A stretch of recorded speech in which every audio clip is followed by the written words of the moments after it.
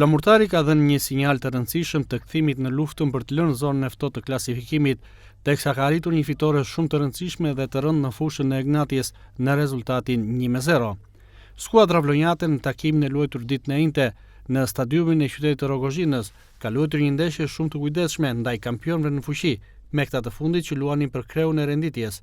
Ekipi i Flamurtarit ka arritur të zhvillojë një pjesë të parë shumë të mirë, teksa në minutën e 36, edhe me anë të një kundërshërimi model, ka arritur të kalojë në avantazh, teksa golin e ka realizuar Ramirez.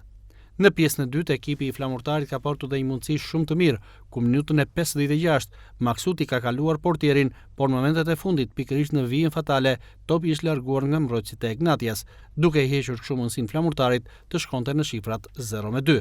Gjithsesi edhe në minutat e mbetura deri në fund të pjesës së dytë dhe të këtij takimit, ekipi Flamurtarit ka luajtur të kujdesshëm në mbrojtje, duke mbrojtur edhe me fanatizëm rezultatin e arritur, teksa edhe pas 6 minutave shtesë asgjë nuk ka ndryshuar, me Flamurtarin që ka marrë kështu një fitore shumë të rëndësishme në fushën e kampionëve në fuqi me rezultatin 1-0.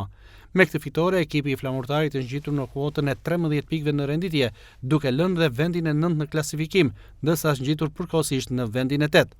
Ekipi i vlonjat ndeshjen e radhës në kampionat do ta luajë në fushën e vet, teksa të hënën në orën 19 do të presë në stadiumin Flamurtari ekipin e Dinamos.